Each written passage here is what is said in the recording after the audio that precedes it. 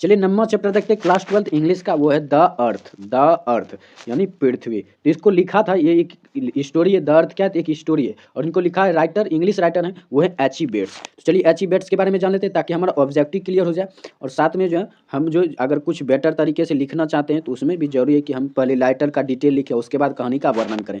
सबसे पहले H E bets के बारे में जानते हैं। तो उनका जन्म जो है 16 मई 1905 ईस्वी हुआ था संयुक्त राज्य अमेरिका में। उनकी मृत्यु होगी 29 जनवरी 1974 को सेंटर बरी में, जो कि अमेरिका में ही है। उनका पूरा नाम था हर्बर्ट एर्नेस्ट एची बेट, जो हम कहते हैं एची का फुल फॉर्म है हर्बर्ट एर्नेस्ट। और इनकी पत्नी का नाम था मर्जोरी हेलेन कॉक्स। और he was a well acquainted with the English countryside, specially the peasant who, यानी कि ये जो इनका जो इंग्लिश देशों के साथ जो बहुत अच्छा जो शांति वाला रिश्ता था।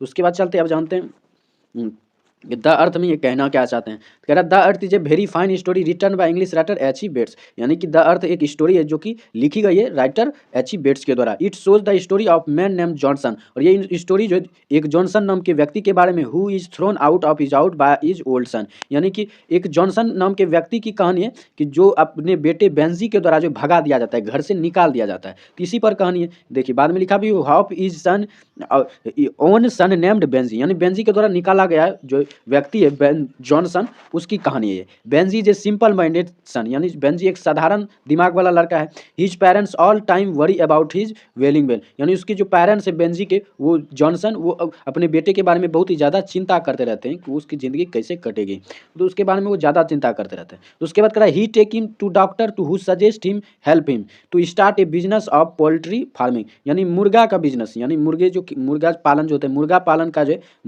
का जो है डॉक्टर ने जो सुझाव दिया बेंजी को जो मुर्गा पालन शुरू करने का जो सुझाव दिया, जो कि उसके पिता ने जो डॉक्टर को रखा था बेंजी के देखभाल करने के लिए। तो बेंजी वर्क हार्ड, बेंजी ने बहुत मेहनत किया और soon become a very rich person in the area, और बेंजी ने बहुत ज़्यादा मेहनत की और वह जो अपने मोहल्ले का सबसे अमीर आदमी बन गया। Benji married a girl named Florence against the wishes of parents, और बेंजी ने फ्लोरेंस नाम की एक लड़की से शादी कर ली, वो भी अपने माता पिता की इच्छा के विरुद्ध। तो ये थी कहानी। अब इसमें थोड़ा जो और जान लेते हैं कहानी के बारे में। Since the house in which they live has been bought by Benjy, और वो जिस घर में रहते थे वो खरीदा गया था बेंजी के द्वारा। He compels them to shift their room which they all slept all their lives.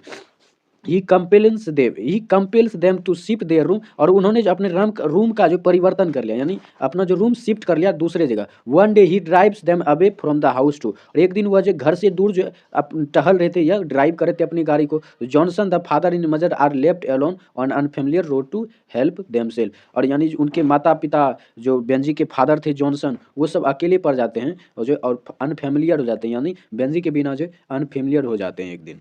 तो ये कहानी थी किसकी, द अर्थ की। और ये समरी आपको याद रखना बहुत ज़्यादा जरूरी है कि ये चांसेस आते हैं द अर्थ जो मोस्ट वीवीआई समरीज हैं।